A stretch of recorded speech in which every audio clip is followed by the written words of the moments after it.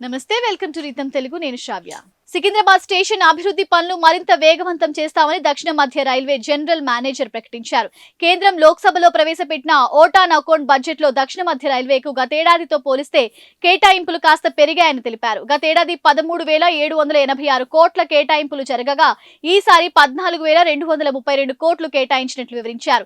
ఈ సందర్భంగా Secunderabad railway station అభివృద్ధి పనులకు 425 కోట్లు మంజూరు అయ్యాయని తెలిపారు. అలాగే భద్రాచలం రోడ్ డోర్నకల్ మధ్య డబుల్ లైన్ పనులు కూడా త్వరలో పూర్తి చేస్తామన్నారు. ఈ సెక్షన్ ను 770 కోట్లతో విస్తరిస్తామని, ఇందుకోసం బడ్జెట్ లో 100 కోట్లు కేటాయించనున్నట్లు తెలిపారు. నల్గొండ జిల్లా విష్ణుపురం రైల్వే స్టేషన్ సమీపంలోని దామరచెర్లలో 4,000 మెగావాట్ల థర్మల్ పవర్ ప్రాజెక్ట్ నిర్మాణం జరుగుతోంది. దీనికి కావాల్సిన బొగ్గును సింగరేణి నుంచి తరలించాల్సి వచ్చింది. దీంతో భద్రాచలం రోడ్డు, డోర్నకల్, మోటమర్రి, విష్ణుపురం సెక్షన్లు విస్తరించాలని గతేడాది సర్వే కూడా పూర్తి చేశారు. అందుకు అనుగుణంగా ఈ బడ్జెట్ లో కేటాయింపులు చేశారు. బడ్జెట్ తో సంబంధం లేకుండానే వికారాబాద్, విష్ణుపురం స్టేషన్లకు బైపాస్ లైన్ల నిర్మాణానికి రైల్వే శాఖ అంగీకారం తెలిపింది. ఇందుకోసం ఈ బడ్జెట్ లో నిధులు కేటాయించింది. ఈ బైపాస్ లైన్ల నిర్మాణంతో గూడ్స్ రైలు స్టేషన్లోకి వెళ్లకుండా బయట నుంచి వెళ్లిపోతాయి. ఇకపై ప్యాసింజర్ రైళ్లకు ఇబ్బందులు ఉండవని అధికారులు చెబుతున్నారు.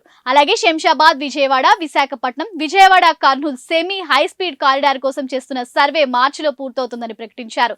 అలాగే చెర్లపల్లి టెర్మినల్ త్వరలో పూర్తవుతుందని, దీంతో సికింద్రాబాద్ స్టేషన్ పై ఒత్తిడి తగ్గుతుందని వివరించారు.